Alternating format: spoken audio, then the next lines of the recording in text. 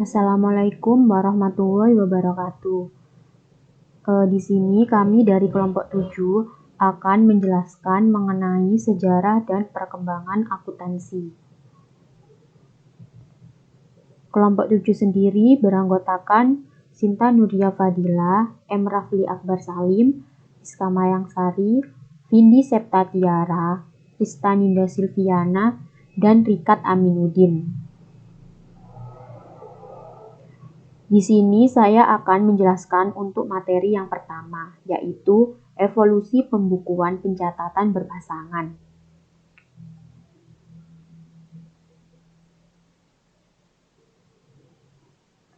Berbagai percobaan telah dilakukan untuk menyatakan lokasi dan waktu lahirnya sistem pencatatan berpasangan.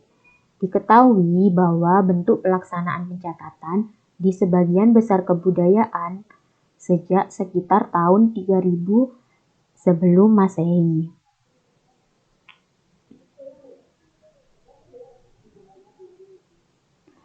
Termasuk di dalamnya adalah kebudayaan Chaldean Babilonia, Assyria, dan Sumeria yang menentukan pemerintahan terorganisasi pertama di dunia. Termasuk juga beberapa bahasa tulisan tertua dan catatan usaha-usaha tertua yang masih dapat diselamatkan. Kebudayaan Mesir, di mana para juru tulisnya menjadi titik pusat di mana keseluruhan mesin pembendaharaan dan bagian-bagian lainnya berputar. Kebudayaan Cina, di mana akuntansi pemerintahannya memainkan peranan yang vital dan rumit pada masa dinasti Zhou, yaitu antara tahun 1122 sampai 256 sebelum Masehi. Kebudayaan Yunani, di mana Zenon, seorang manajer dari wilayah Apollonius yang luas, memperkenalkan di tahun 256 sebelum Masehi sebuah sistem akuntansi pertanggungjawaban yang terperinci, dan kebudayaan Romawi dengan hukum yang mengharuskan para pembayar pajak membuat pelaporan mengenai posisi keuangan mereka, dan di mana hak-hak sipil bergantung kepada jumlah harta benda yang dilaporkan oleh para penduduknya. Kehadiran dari bentuk-bentuk pembukuan di dunia kuno tersebut dapat dikaitkan kepada beberapa faktor, termasuk penemuan tulisan, diperkenalkannya angka-angka Arab dan sistem desimal, penyebaran pengetahuan mengenai aljabar, adanya sarana penulisan yang tidak mahal, meningkatnya tingkat melek huruf, dan adanya suatu standar alat pertukaran. A.C. Littleton membuat daftar 7 prasyarat bagi munculnya pembukuan yang sistematis.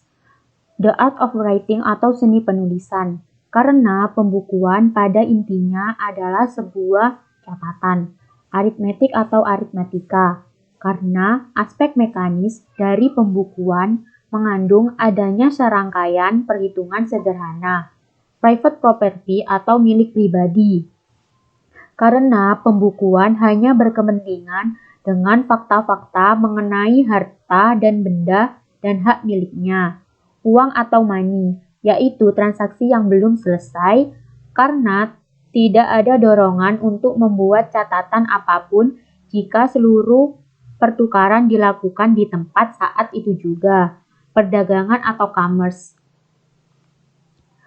Karena sebuah penjualan lokal saja tidak akan menciptakan cukup tekanan atau volume bisnis untuk merangsang manusia mengoordinasikan berbagai pemikiran ke dalam suatu sistem, modal atau capital. Karena tanpa modal perdagangan tidak akan berarti, dan pemberian kredit menjadi sesuatu yang tidak mungkin bisa dibayangkan. Masing-masing kebudayaan kuno yang telah dijelaskan sebelumnya telah mencakup prasyarat-prasyarat sekaligus menjelaskan mengapa telah terdapat semacam pembukuan di dalamnya. Perkembangan pembukuan pencatatan berpasangan. Metode Italia ini menyebar ke seluruh Eropa pada abad ke-16 dan ke-17, yang selanjutnya menerima karakteristik-karakteristik dan perkembangan-perkembangan baru untuk menjadi apa yang kita kenal sekarang sebagai metode pencatatan berpasangan. Dalam sebuah usaha untuk menunjukkan bahwa metode pencatatan berpasangan telah mengalami evolusi dengan cara yang mirip dengan ilmu pengetahuan secara umum, Casing mencatatkan serangkaian perkembangan-perkembangan tersebut meliputi hal-hal berikut. Yang pertama, sekitar abad ke-16 terjadi beberapa perubahan di dalam teknik-teknik pembukuan. Perubahan yang patut dicatat adalah diperkenalkannya jurnal-jurnal khusus untuk pencatatan berbagai jenis transaksi yang berbeda. Menurut opini Yamei, hal ini meliputi penggunaan buku-buku khusus, misalnya untuk mencatat transaksi kas, transaksi penagihan, atau jenis-jenis pengeluaran tertentu. Yang kedua, pada abad ke-16 dan 17 terjadi evolusi pada praktik laporan keuangan periodik. Sebagai tambahan lagi, di abad ke-17 dan 18 terjadi evolusi pada personifikasi dari seluruh akun dan transaksi. Sebagai suatu usaha untuk merasionalisasikan aturan debit dan kredit yang digunakan pada akun-akun yang tidak pasti hubungannya dan abstrak. Yang ketiga, penerapan dari sistem pencatatan berpasangan juga diperluas ke jenis-jenis organisasi yang lain. Yang keempat, abad ke-17 juga mencatat terjadinya penggunaan akun-akun persediaan yang terpisah untuk jenis barang yang berbeda. Menurut Yamei, berbagai akun barang digabungkan dengan barang-barang lain dalam konsinyasi, barang di dalam kemitraan atau perusahaan, dan akun dalam perjalanan mungkin dapat menjadi satu bagian yang besar di dalam buku besar, dan akan tidak mungkin untuk mencari sebuah akun tunggal kolektif untuk penjualan, di mana hasil dari seluruh aktivitas pembelian dan penjualan untuk satu periode dikumpulkan bersama. Persiapan sebelum ditransfer ke akun laba rugi umum. Yang kelima, dimulai dengan East India Company di abad ke-17 dan selanjutnya diikuti dengan perkembangan perusahaan. Yang keenam, metode-metode untuk mencatat aktiva tetap mengenai evolusi pada abad ke-18. Menurut Yamei, pertama-tama aktiva tersebut dicatat sesuai dengan biaya perolehannya, perbedaan antara pembayaran pendapatan dan penerimanya, yang umumnya dimasukkan ke dalam akun aktiva, dipindahkan ke aktiva laba rugi pada saat tanggal neraca. Kedua, akun aktiva yang berisi pencatatan-pencatatan mengenai pembiayaan awal dan pengeluaran serta penerimaan-penerimaan lain ditutup pada saat tanggal neraca dan perbedaan antara total debit dan total kredit dibawa sebagai saldo akun. Tidak ada debit atau kredit yang kecatat akun laba rugi. Ketiga, aktiva tersebut dievaluasi naik atau turun pada saat tanggal neraca. Nilai yang direvisi dicatat di dalam akun dan perbedaannya dicatat ke dalam akun laba rugi untuk menyeimbangkannya. Yang ketujuh, munculnya metode garis lurus, metode saldo menurun, metode dana pelunasan dan anuitas, dan metode unit biaya. Yang ke-8, akuntansi biaya muncul di abad ke-19 sebagai sebuah hasil dari revolusi industri. Yang ke-9, di akhir abad ke-19 terjadi perkembangan pada teknik-teknik akuntansi untuk pembayaran di muka dan akrual. sebagai cara untuk memungkinkan dilakukannya perhitungan dari laba periodik. Yang ke-10, akhir abad ke-19 dan ke-20 terjadi perkembangan pada laporan dana. Yang terakhir atau nomor 11, di abad ke-20 terjadi perkembangan pada metode-metode akuntansi untuk isu-isu kompleks, mulai dari perhitungan laba per saham, akuntansi untuk perhitungan bisnis, akuntansi untuk inflasi, sewa jangka panjang dan pensiun, sampai kepada masalah penting dari akuntansi sebagai produk baru dari rekayasa keuangan atau financial engineering. Sekian penjelasan dari saya. Terima kasih. Baik, di sini saya akan menjelaskan mengenai perkembangan prinsip-prinsip akuntansi. Selanjutnya yaitu proses pencarian prinsip akuntansi. Proses pengembangan dimulai dari Great Depression pada tahun 1929 di Amerika. Pada saat itu, masyarakat pelaku ekonomi merasakan kebutuhan akan suatu laporan keuangan yang dapat mencerminkan kondisi perusahaan yang sebenarnya. Badan-badan yang terlibat dalam pembuatan standar atau prinsip akuntansi di Amerika adalah yang pertama yaitu Securities and Exchange Commission atau SEC, yang kedua yaitu American Institute of Certified Public Accountant atau AICPA, yang ketiga yaitu Financial Accounting Standard Board atau FASB, yang keempat yaitu Governmental Accounting Standard Board atau GASB. Yang kelima yaitu badan lainnya. Badan-badan di atas telah terlibat dalam suatu proses yang panjang untuk mencari prinsip-prinsip akuntansi yang dirasa tepat. Dimulai dengan SEC yang dibentuk sebagai akibat dari Great Depression. Pencarian prinsip akuntansi menimbulkan suatu proses yang banyak dipengaruhi oleh kepentingan beberapa pihak yang terkait. Misalnya akuntan publik, akuntan internal, akuntan pendidik, perusahaan yang mengeluarkan laporan, dan pemakai laporan keuangan. Due process. Proses dalam suatu penetapan standar adalah yang pertama, yaitu suatu topik atau proyek diidentifikasi dan ditulis dengan agenda Dewan Standar. Yang kedua, yaitu tim kerja yang terdiri dari ahli dari berbagai sektor dibentuk untuk mengidentifikasi masalah, pendapat, dan alternatif pemecahan yang berhubungan dengan topik tersebut. Yang ketiga, yaitu penelitian dan analisa dilakukan oleh tim teknis Dewan Standar. Yang keempat, draft notulen diskusi atau discussion memorandum dibuat dan disebarkan. Yang kelima, yaitu 60 hari setelah dikeluarkannya notulen diskusi, maka diselenggarakan public hearing. Yang keenam, yaitu Dewan menganalisa dan mengevaluasi respon masyarakat. Yang ketujuh, yaitu Dewan menyiapkan dan mengeluarkan exposure draft. Yang ke-8, yaitu komentar atas exposure draft ditunggu selama 30 hari sebelum Dewan melakukan evaluasi atas komentar yang diterima.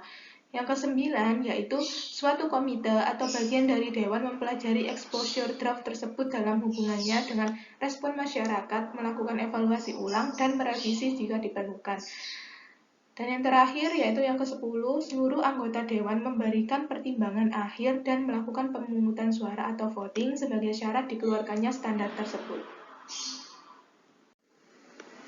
Hendrickson menggambarkan pencarian prinsip ini sebagai suatu perjalanan panjang yang dimulai pada saat yang pertama yaitu American Accounting Association atau AAA mengeluarkan A Tentative Statement of Accounting Principle Underlying Corporate Financial Statement pada bulan Juni 1936. Tujuan utamanya adalah untuk menghilangkan kebingungan atas beberapa masalah akuntansi. Misalnya, revaluasi aktiva tetap bertambah dan berkurang mengikuti perubahan tingkat harga dan komisi bisnis yang diharapkan. Yang kedua, yaitu 4 tahun setelah itu, Patten dan Littleton mengeluarkan An Introduction to Corporate Accounting Standard. Tujuannya adalah untuk menyajikan kerangka teori akuntansi yang koheren, terkoordinir, dan konsisten. Mereka menghindari kata prinsip dan penggantinya dengan kata standar, dengan alasan bahwa prinsip itu mencerminkan sesuatu yang universal yang tidak mungkin ada di dalam suatu institusi jasa seperti akuntansi.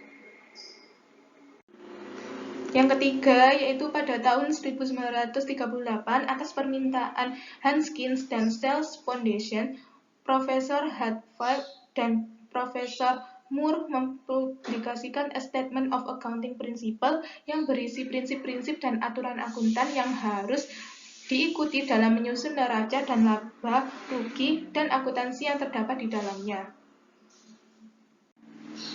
Yang keempat, pada tahun 1948, AAA merevisi A Tentative Principle dan kini diberi judul Accounting Concept and Standard.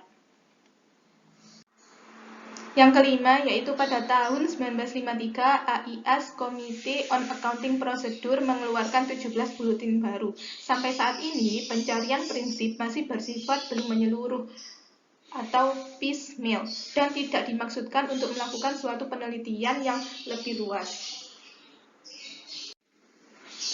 Yang keenam, yaitu pada tahun 1959 atas rekomendasi dari Special Committee on Research Program AIA melakukan reorganisasi. Salah satu tujuannya adalah agar dapat mengatasi masalah-masalah dalam akuntansi keuangan pada 4 tingkat. Yang pertama, yaitu menetapkan postulat dasar, yang kedua yaitu pembentukan prinsip yang menyeluruh, yang ketiga pengembangan aturan dan petunjuk pelaksanaan prinsip tersebut pada situasi tertentu, yang keempat yaitu riset. Yang ketujuh, yaitu pada tahun 1966, AAA mengeluarkan A Statement of Basic Accounting Theory atau ASOBAT. ASOBAT ini berorientasi pada pemakai atau user oriented. Yang kedelapan, yaitu APB Statement nomor 4 dikeluarkan oleh Accounting Principle Board atau APB. Isinya adalah basic concept dan accounting principle underlying financial statement of business enterprise. Di sini terjadi penegasan kembali tujuan dari laporan keuangan, yaitu menyajikan informasi keuangan yang berguna bagi pengambilan keputusan ekonomi. Berdasarkan statement ini, APB menetapkan tujuan kualitatif yang harus dipenuhi oleh informasi keuangan seperti relevan, dapat dimengerti, tepat waktu, dan seterusnya. Dan yang terakhir, yaitu yang ke-9, APB dibubarkan dan sebagai gantinya dibentuk FASB atau Financial Accounting Standards. Dalam FASB terdapat suatu komite yang disebut Wet Committee. Komite ini mengusulkan perubahan kata prinsip menjadi standar karena mereka berpendapat bahwa kata standar lebih deskriptif. Komite ini juga mengusulkan agar dewan yang menghasilkan standar tersebut disebut Accounting Standard Board atau ASB. Dewan ini kemudian mengeluarkan Statement of Financial Accounting Concept atau SFAC yang dikenal dengan kerangka konseptual atau Conceptual Framework. Selanjutnya saya akan menjelaskan tentang kapitalisme dan akuntansi. Kapitalisme menyerukan suatu ideologi dengan tema liberalisme dan demokrasi dibangun atas materialisme abad 18 dan menyusun ideologinya dengan menyerap kebebasan humanisme, filsafat, sains, dan peradaban yang juga mirip dengan borjuisme modern. Kapitalisme ini lahir dari paham yang menganggap kemakmuran masyarakat hanya akan dapat diperoleh jika kegiatan produksi diserahkan kepada tiap individu dengan memberikan kebebasan yang seluas-luasnya. Sehingga, jika tiap individu memperoleh kemakmuran, maka seluruh masyarakat yang terdiri dari individu-individu tersebut juga akan memperoleh kesejahteraan bersama. Berdasar kriteria tersebut, Belkawi menjelaskan pendapat Karl Marx bahwa akuntansi ini merupakan bagian dari ideologi kapitalis. Menurutnya, akuntansi adalah alat untuk melegitimasi keadaan, struktur sosial ekonomi, dan politik kapitalis. Akuntansi merupakan bentuk kesadaran yang palsu yang merupakan alat untuk memistikan, bukan memberikan informasi yang benar tentang hubungan sosial yang membentuk lembaga produksi. Menurut Belkawi, akuntansi bisa dianggap sebagai suatu ideologi, karena akuntansi dinilai telah menopang atau sebagai subsistem dari ideologi kapitalisme yang mengutamakan kepentingan para pemilik modal. Nah, akuntansi ini memiliki keterkaitan dengan nilai sosial dan ekonomi yang berlaku dalam masyarakat. Akuntansi yang dibentuk oleh lingkungannya, dalam hal ini ideologi yakni kapitalisme, akan dapat mempengaruhi jiwa dan alur pikir dari akuntansi itu sendiri. Bila akuntansi dilahirkan dalam lingkungan kapitalistik, maka informasi yang disampaikannya mengandung nilai-nilai kapitalistik. Begitu pula dengan keputusan dan tindakan ekonomi yang diambil berdasarkan informasi, juga akan mengandung nilai-nilai kapitalistik. Selanjutnya, double entry bookkeeping. Double entry bookkeeping ialah suatu teknologi yang dalam pengembangannya didorong oleh ideologi kapitalisme. Karena double entry bookkeeping mempunyai dua karakter utama kapitalisme, yaitu instrumen mengkalkulasikan laba yang diperoleh dan motif tindakan rasionalisme ekonomi. Pengaruh kapitalisme tersebut digunakan dalam format usaha untuk memperoleh laba yang maksimal, di mana akuntansi merupakan alat untuk menunjukkan tercapainya tujuan tersebut.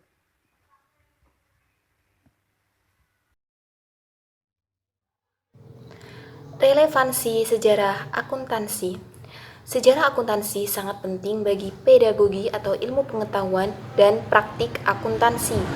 Sejarah memungkinkan kita untuk dapat lebih baik di masa ini dan meramalkan atau mengendalikan masa depan kita. Sejarah akuntansi dapat dinarasikan oleh periode-periode yang berhubungan dengan suatu cara tertentu, spesifik, dan non-analitis. Sejarah akuntansi. Apa sih sejarah akuntansi itu? Sejarah akuntansi adalah studi atau revolusi yang terjadi pada pemikiran, praktik-praktik institusi akuntansi sebagai respon dari perubahan-perubahan lingkungan dan kebutuhan sosial. Hal ini juga memperhitungkan dampak yang ditimbulkan oleh revolusi tersebut pada lingkungan. Ini juga merupakan studi mengenai warisan dari akuntansi dan kontribusi yang diberikan oleh pedagogi atau ilmu pengetahuan, kebijaksanaan, dan praktik akuntansi itu sendiri. Kemudian, berkaitan dengan pedagogi atau ilmu pengetahuan, sejarah akuntansi ini dapat berguna untuk memberikan pemahaman dan apresiasi yang lebih baik mengenai bidang akuntansi dan evolusinya sebagai salah satu ilmu sosial. Satu pemikiran yang bagus akan relevansi dari sejarah akuntansi terhadap pedagogi atau ilmu pengetahuan, yaitu yang pertama, suatu profesi yang didasarkan pada tradisi yang dikembangkan selama berabad-abad. Seharusnya mendidik para anggotanya untuk lebih menghargai warisan intelektual yang mereka miliki. Kemudian yang kedua, adanya impor keunggulan-keunggulan pemikiran, kontribusi-kontribusi besar pada literatur, dan studi-studi positif yang penting mungkin saja akan hilang.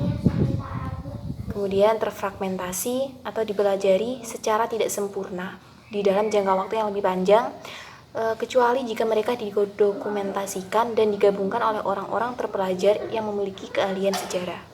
Kemudian yang ketiga, tanpa memiliki akses kepada analisis dan interpretasi dari sejarah perkembangan pemikiran dan praktik akuntansi.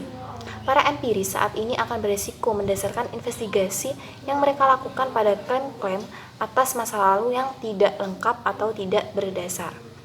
Dalam ikatannya dan perspektif kebijakan, sejarah akuntansi itu melakukan peran yang instrumental dalam memberikan pemahaman yang lebih baik atas permasalahan-permasalahan akuntansi dan konteks institusionalnya, sekaligus juga dalam formulasi kebijakan umum. Berkaitan dengan praktik akuntansi, sejarah akuntansi dapat memberikan penilaian yang lebih baik atas praktik-praktik yang berlaku dan dengan melakukan perbandingan terhadap metode-metode yang pernah digunakan di masa lalu.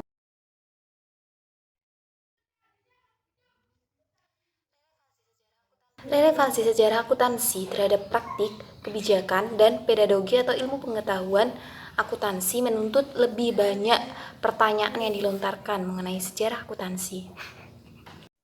Assalamualaikum warahmatullahi wabarakatuh. Perkenalkan, nama saya Rikat Aminuddin dari 2019B. Kali ini saya akan menjelaskan mengenai isu-isu akuntansi internasional. Translation of Foreign Operation.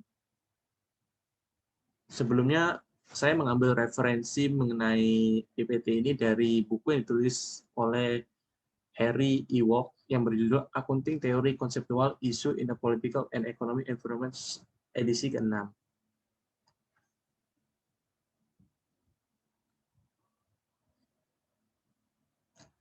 Translation of Foreign Operation. Terjemahan operasi dan kepemilikan berbasis luar negeri ke dalam dolar US telah ditangani oleh 3 badan pengatur standar. 3 badan tersebut, yang pertama, Committee on Accounting Producer CIP.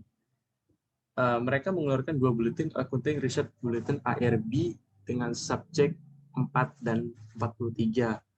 Kemudian yang kedua, Accounting Principle Board APB. APB mengeluarkan opinion nomor 6 dan membahas masalah tersebut secara panjang lebar pada tahun 1971, namun tidak mengeluarkan pernyataan. Kemudian Financial Accounting Standard Board FASB. Mereka menerbitkan SAFS nomor 1, 8, dan 52. Masalah akuntansi itu bagaimana melaporkan operasi dalam mata uang asing ke laporan keuangan konsolidan yang disajikan dalam dolar US. Oleh karena itu, perbedaan nilai tukar itu sangat penting. Sebenarnya ada banyak pendekatan untuk penerjemahan operasi asing, tetapi semuanya berasal dari orientasi dasar yang diadopsi. Orientasi dolar US mengharuskan perusahaan untuk memperhitungkan operasi luar negeri seolah-olah operasi tersebut benar-benar terjadi dalam dolar US. Artinya, aset, kewajiban, pendapatan, dan pengeluaran dalam mata uang asing dilaporkan seolah-olah aslinya dicatat dalam dolar US.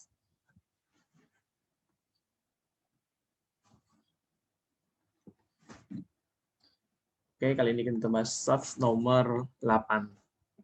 Dalam SAFS nomor 8 ini, metode penjabaran temporal dijelaskan bahwa semua pos neraca yang dicatat pada harga pertukaran saat ini atau masa depan, misalnya aset, kewajiban, moneter, persediaan pada harga pasar, dan investasi pada harga pasar, dijabarkan pada nilai tukar saat ini. Sementara barang-barang yang dicatat pada masa lalu, misalnya aset tetap, itu dijabarkan nilai tukarnya berdasarkan harga perolehannya atau nilai historisnya. Dan SAFS nomor 52. Ketika dikeluarkan SAFS nomor 58 pada tahun 1978, bulan Mei tepatnya, 88% konstituen meminta Dewan untuk mempertimbangkan kembali SAFS nomor 8 yang tadi.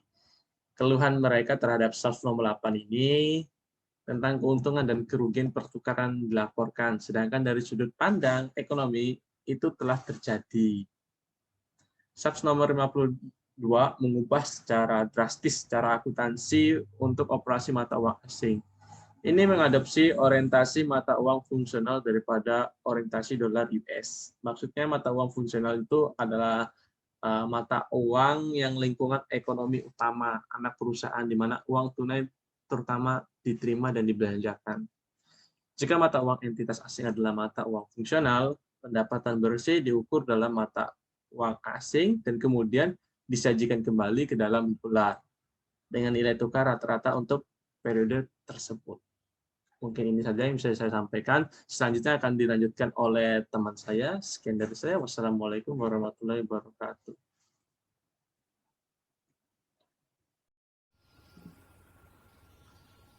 Saya akan melanjutkan pembahasan mengenai isu akuntansi internasional. Dalam isu akuntansi internasional, terdapat pembahasan mengenai perbedaan model akuntansi internasional.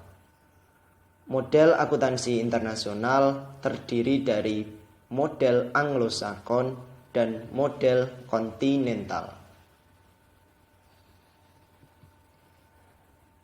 Yang pertama adalah model Anglo-Sakon. Model Anglo-Sakon lebih cenderung didominasi oleh peran profesi akuntansi, sedangkan peran pemerintah terbatas. Model Anglo-Sakon menekankan pada kepentingan pasar modal dan penyajian yang jujur, wajar, dan dapat diaudit. Model Anglo-Sakon berisikan pengelompokan akun debit kredit lebih secara terperinci, karena sistem akuntansi Anglo-Sakon digunakan untuk perusahaan besar di mana baik pihak eksternal maupun pihak internal membutuhkan informasi akuntansi perusahaan tersebut yang akan digunakan sebagaimana mestinya. Negara pengikut model Anglo-Sakon adalah Inggris, Amerika, Kanada, Australia, anggota ASEAN, dan negara lain seperti Belanda dan New Zealand. Karakteristik model Anglo-Sakon yang pertama adalah orientasi pelaporan adalah untuk kebutuhan investor dan kreditor perusahaan. Yang kedua, peraturan profesional metodologi akuntansi diterapkan, bukan peraturan pemerintah. Yang ketiga, perhitungan hasil keuangan real dari aktivitas perusahaan adalah sangat penting.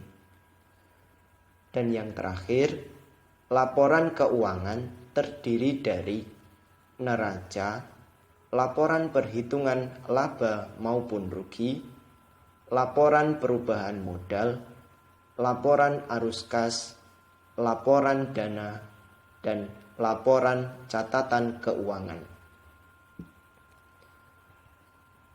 Untuk model yang kedua yaitu model kontinental.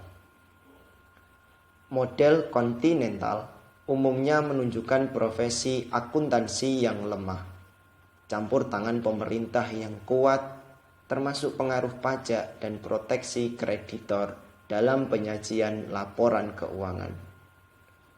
Pada sistem pencatatan akuntansi kontinental belum secara terperinci dikarenakan hanya biasa digunakan oleh perusahaan kecil. Laporan keuangan model kontinental terdiri dari neraca, laporan perhitungan laba maupun rugi, dan laporan perubahan modal. Negara pengikut model kontinental adalah Jerman dan Perancis. Karakteristik model kontinental yang pertama adalah buku harian yang berisi tentang pengelompokan debit atau kredit yang belum terlalu rinci. Yang kedua adalah mengenai akun buku besar.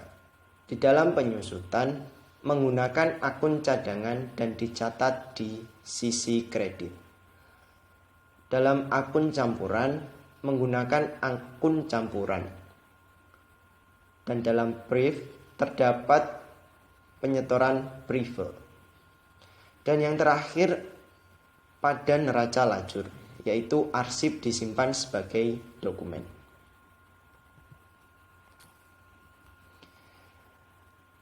Baik, terima kasih atas perhatian dan juga terima kasih telah menonton video pembahasan mengenai sejarah dan perkembangan akuntansi dari kelompok 7 mata kuliah teori akuntansi kelas 2019B Fakultas Ekonomi dan Bisnis Universitas Negeri Surabaya sampai dengan selesai.